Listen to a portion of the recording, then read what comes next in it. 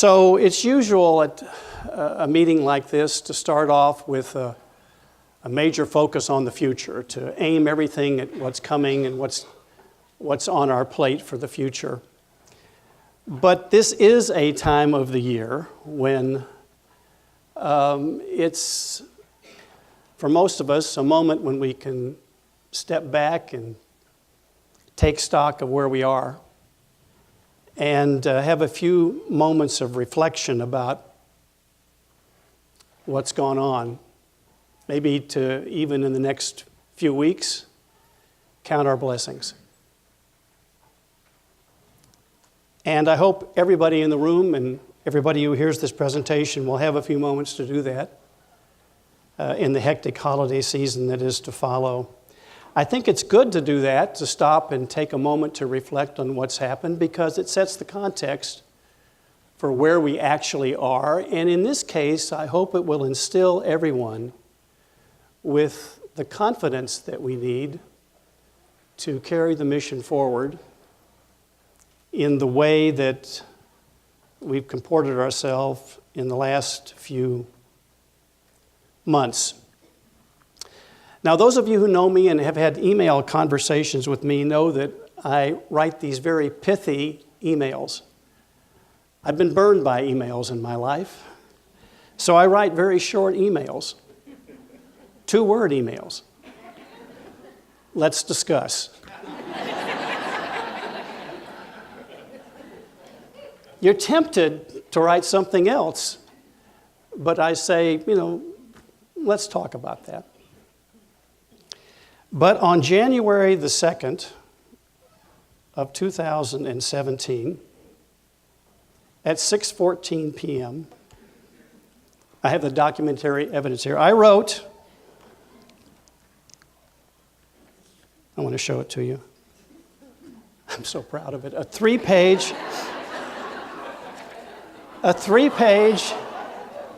single-spaced email to Mary DeLay, Mike Black, and to Maria Martinez. And in that email, I was getting my head and heart around the task that awaited us in this year. Actually, the email was addressed to those 3 people, but really and truly it was an email to me. It was a note to myself, because I was taking stock of all the things that we had going and all of the places we didn't know if we could get in this year. So the email, with due respect, was as much to me as it was to the 3 of them. So with your indulgence, this will be a high-level review of the issues that I identified, and I'm glad to show it to you, in this email, and then what happened over the course of these last 11 months. So, the first thing that was on our plate that I mentioned in the email is that we have this very important health outcomes research center called the REACH Center, and the incumbent in that position, who's the director, was signaling that she was going to leave. And this was an important center that we stood up and was very important to the CTSA success that we wanted to have. That grant was going in May. The CTSA, the Clinical Translational Science Award grant, was really important for our identity, is really important for our identity as an institution, a research-intensive institution. So we wondered if we could recruit an outstanding person to lead that center. We had a recruit who had visited us once or twice, who was a graduate of this medical school, who was now in a similar position at the University of Cincinnati School of Medicine. And I'm pleased to say that Joel Savat joined us. He came toward the end of the spring and has taken over that important position. And it's an institutional resource across all of our schools, including the School of Public Health, and has a collaboration with the Dell Medical School in Austin. This is a very important position that Joel occupies, and we were fortunate to recruit him. We'd undergone a major investment in the Cancer Center. The Cancer Center was undergoing a renaissance, not just in the physical attributes of the center, but in the investments we were committing to make in the new faculty, the new staff who were going to be recruited to the Cancer Center. We had a search committee headed by Paolo Casali and Brian Reeves, and they looked through the CVs and this national search of dozens of people, and I'm pleased to say that we recruited Ruben Mesa to be our Cancer Center director after a 24-year career at the Mayo Clinic, which, for those of you who don't know it, is a highly regarded medical institution. And his expertise and his coming here will be a major plus. And he's hit the ground running. On his first day here, there was a total eclipse of the sun. The roof and the place where he was staying caved in from the water on the roof.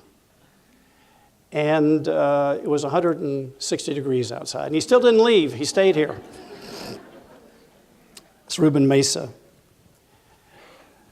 Now, Texas is in the bullseye for what's coming down the pike in neurodementia.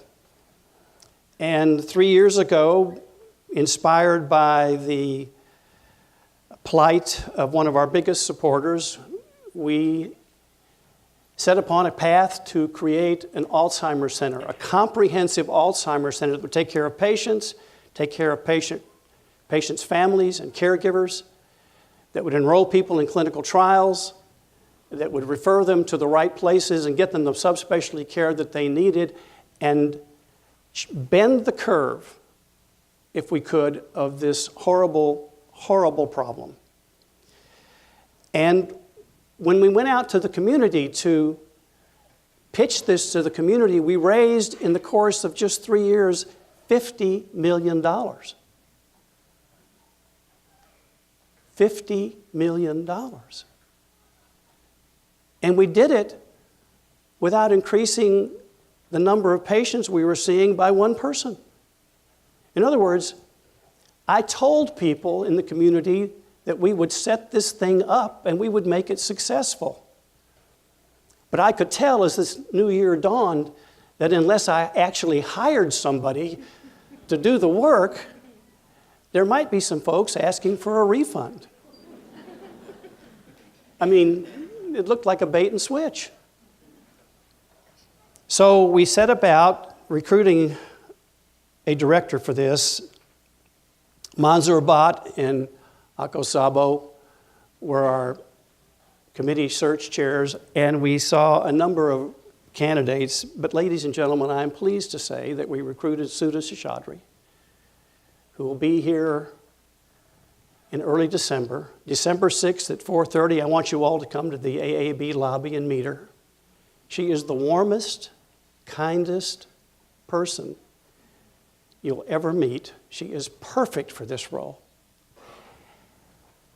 To get one NIH grant, there's a 10% chance when you apply for an NIH grant, you're going to get it. 10%. And you're not competing with people who don't know what they're doing. Sudha has 8 NIH grants, bringing $7 or $8 million of research here.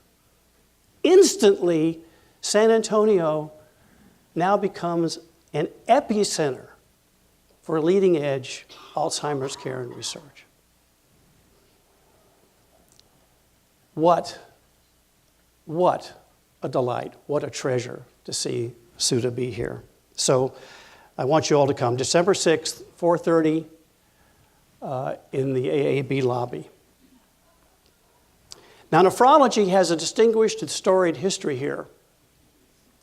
I know you think that's self-serving. But it's true. And it's true because of the leadership of the faculty we've had over the years, a number of distinguished leaders in nephrology, most recently with Hannah Aboud, who tragically was taken from us several years ago.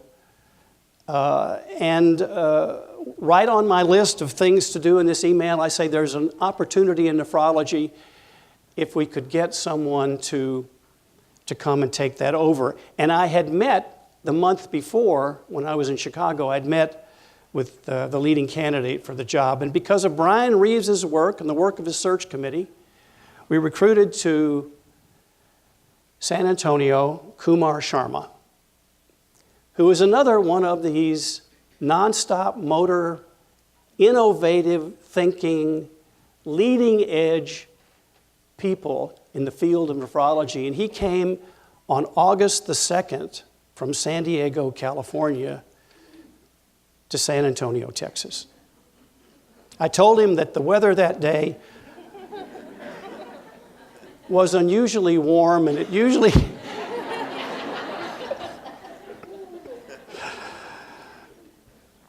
it's remarkable that he's come. Everybody in the room should share in the pride of the fact that Kumar is here. And he's off and running and leading in all the ways that we hoped he would. The dental school is the highest ranked professional school in the University of Texas system. And in the rankings that are out there is always in the top 5. Deservedly so. It needed, however, some refreshing of its research portfolio. So Dr. Dodge and the chairs in the leadership in the dental school set about to recruit a new leader for research in the dental school. And I'm pleased to say that Dr. Brij Singh has joined us, and that he came last week, and he's brought a number of grants here, and he has ambitious plans for growing the research arm in the dental school, which will fortify its national and international reputation. This coupled with the place where we have to practice and the outstanding faculty and dental school students we have, the residencies we have, make this the best place in the world to learn the craft of being a dentist. And we've had a change in the leadership of the School of Medicine and the dean's job. We appointed a committee of 29 individuals, 29 people to the search committee, led by Francisco Cigarroa, the former president and chancellor of the university, with the singular tough task of finding an outstanding dean for our School of Medicine. And in this regard, there were over 50 completed applications. They had 15 person-to-person interviews in the so-called airport interview. 7 people came to the campus for 2 days interviews, and then 4 individuals came back for additional 2-day interviews. I'm pleased to say that as a result of this process, Robert Aromas will be our new dean, and he will start in February. He comes to us most recently from the University of Florida. He's an oncologist, a physician scientist with active funding from the National Institutes of Health, but he has, in addition to his other skills, a particular focused interest and expertise in the business of medicine. And that attribute will serve us well for where we are right now. Now, all of this was done on the background of stable leadership in the School of Medicine. In the 11 months since he has been appointed, and Ron Rodriguez, the chair of urology, who took over as the interim dean of medicine, has done a magnificent job in leading the School of Medicine. Many milestones have been achieved in this 11 months.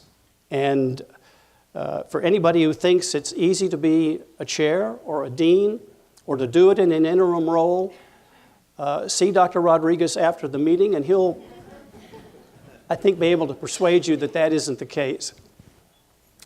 But he's sitting here on the 3rd row, and I'd like to stop the meeting and thank him for what he's done for us.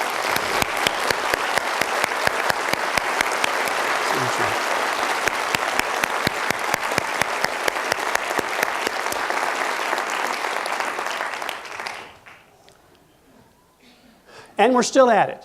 We have on our to-do task, the hiring of this important position for putting together our ability to do big data, to reach out in the public domain more, and to solidify our efforts in epidemiology and biostatistics. And hopefully there'll be some white smoke soon on that recruitment. We're certainly trying hard.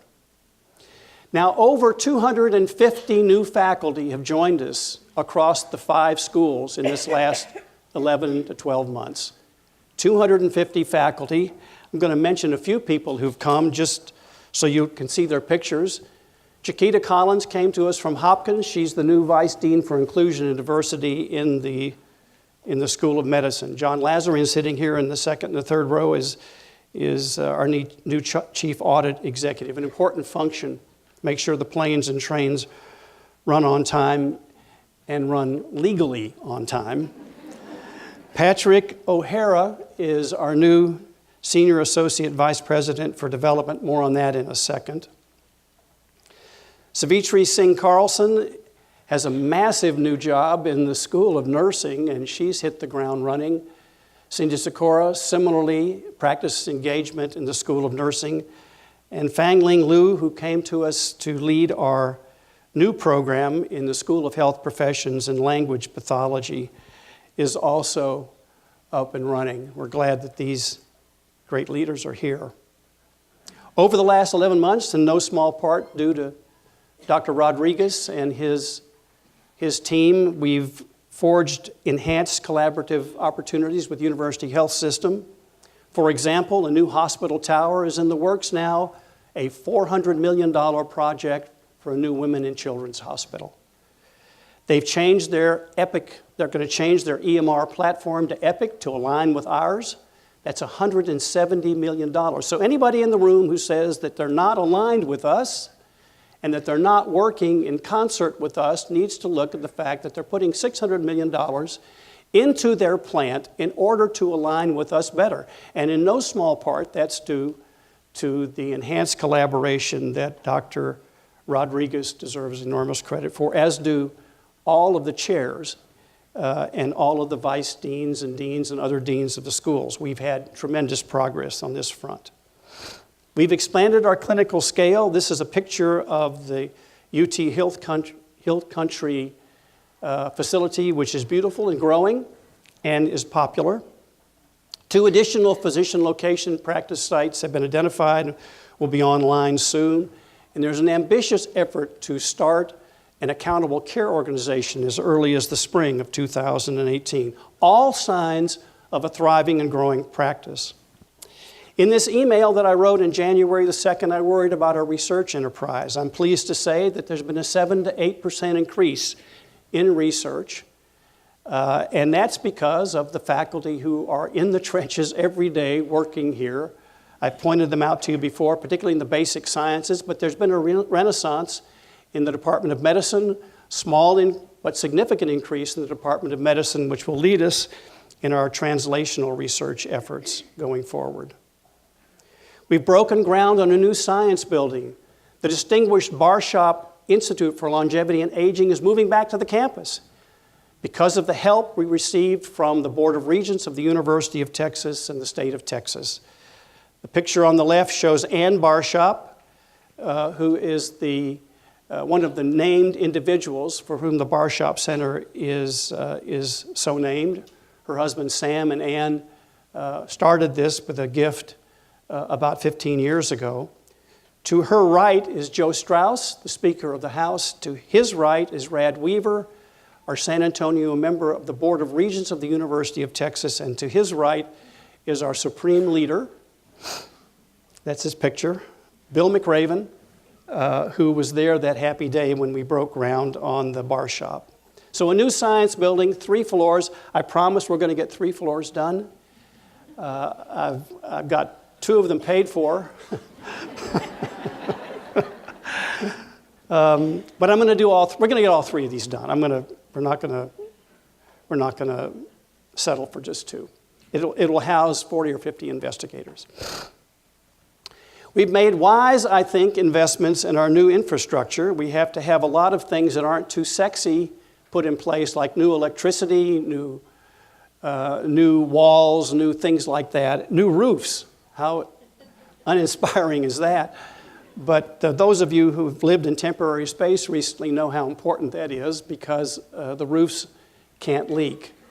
So we got $150 million from tuition revenue bonds, permanent university funds from the University of Texas, and our own plant resources to renovate things like the 5th floor of the McDermott building to create a home for the Alzheimer's Institute. It's going to be beautiful.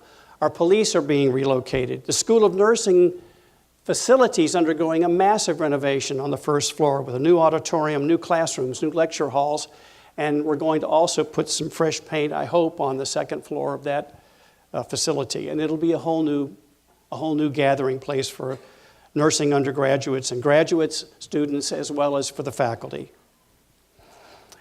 UT Health Cancer Center is undergoing major renovations. $20 million go to that facility to create a new pharmacy, which, by the way, is beautiful. It's gorgeous. The new patient infusion areas, which have to be a place where I've been in those places. They have to be pleasant places. It's got a panoramic view of the hill country, and it's just beautiful. There'll be a new gathering spot for patients and their families in the cancer center. The dental building has, I believe, 80 or 100,000 square feet of renovated space coming online to house many sectors in the School of Health Professions, as well as the new Dean's Office. The Dean's Office in the School of Health Professions is moving from the bridge. We promise we will give them adequate warning before we take a bulldozer to the bridge. The bridge has to come down, remember, because it's got the steel that's torquing away from the building, and we face the unhappy prospect of spending a lot of money just to kind of do a temporizing measure or take it down. And since we had this space available in the dental school, and since we could create adjacencies by putting everything there, that's what we decided to do. The Department of Pediatrics is also moving there, and ongoing renovation of research laboratories is occurring. Finally, we're going to consolidate our data centers, which will increase our redundancy ability and make those operational. I'm always worried about our philanthropy. Can we keep it going? We live in a city that's not the richest city in Texas by density of wealth, but more and more we depend on philanthropy to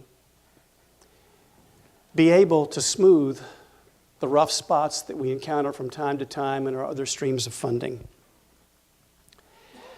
This year, we were able to name, at one-time event, the medical school for Joe R. and Teresa Lozano Long. The picture on the left is a picture of Joe and Terry, flanked by General McRaven and me. And that's the facade of the new building. It was a happy day. They've given, in total, when you add in all the assets, north of $60 million to our school. And you know what the best thing is? You want to ask me what the best thing is?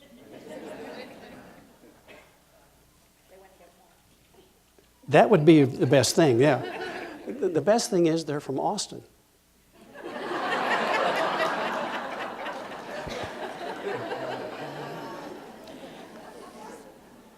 We're not recording this, are we? I mean, sure. The President's Gala was a big success. We raised over a record amount of money, over $1 million, for a new heart disease endowment. I want to go back to the Longs. All of that takes so much stewardship. There's so many people who have their fingerprints on this success. It's hard to enumerate all of them. Here's the overall success story. Raised over $90 million, $92.3 million. And scattered throughout this audience today are the people who are responsible for this. They are led by Debbie Morrill, who is used to writing long emails at all times of the night.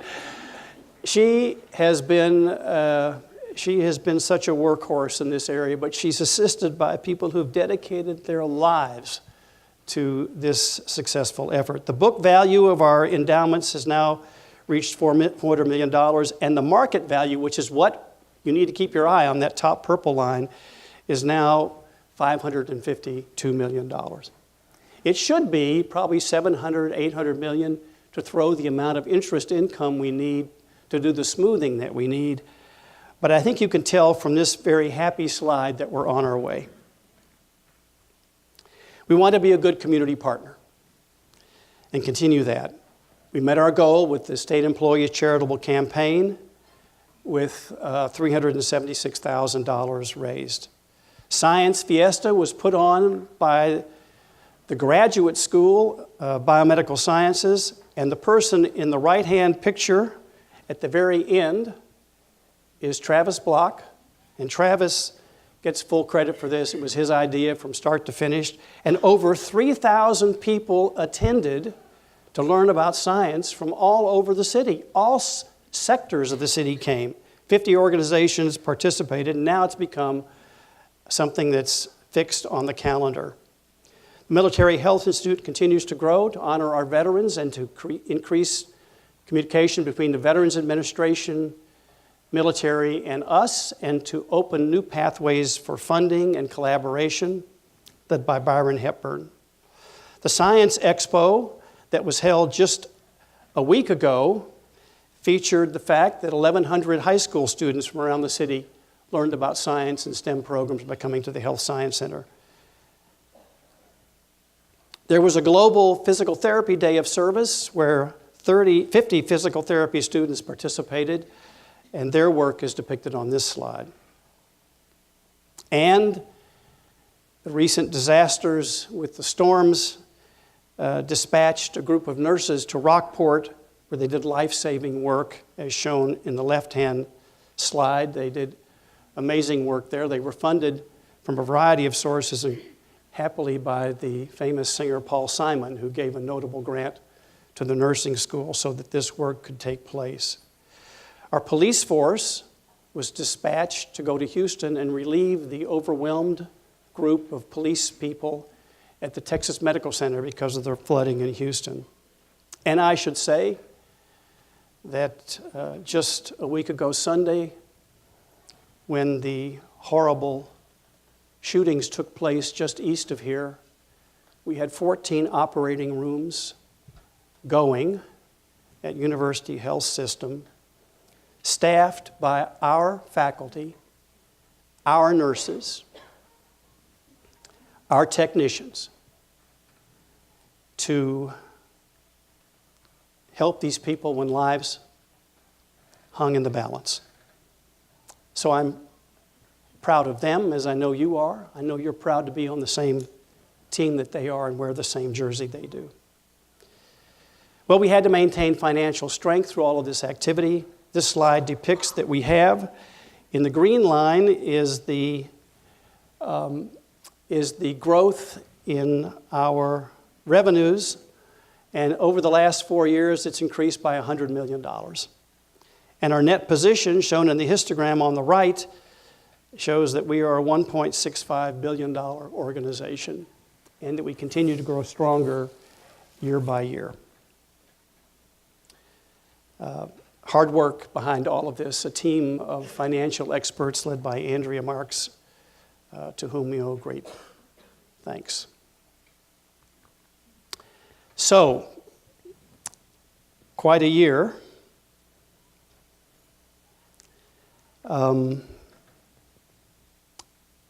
Many achievements. And sometimes when it's heads down work and we're doing all of these things, I think it's easy to forget, at least it is for me sometimes, I try not to, that the overwhelming mission of this place that each of us is engaged in is that we're trying to save lives, trying to make lives better, trying to save lives. And I don't care what your job is. We need every hand in the place on that oar to pull us forward so we can accomplish that mission. I mean, I know, for example, that only a few of you in this room and a few in the institution, relatively speaking, went to the Gulf Coast for the hurricane victims. Only a few of us had the privilege of being in the operating rooms the night that those victims came in from just east of here. Only a few of us can participate in the work that's done at the Salinas Clinic to take care of oral health care for the underserved in San Antonio, or work at Haven for Hope, where the underserved of the community are being helped by the work that this organization does for them, or just for the 1,000 to 1,500 people who come to the Mark every day, worried, concerned about their health because they've got a problem, frightened beyond their ability to convey it. And even though some of you weren't in those rooms, as I wasn't in those rooms, I want you to know by virtue of what you do and what you contribute, you've touched them as much as if you were there and put your hands on them.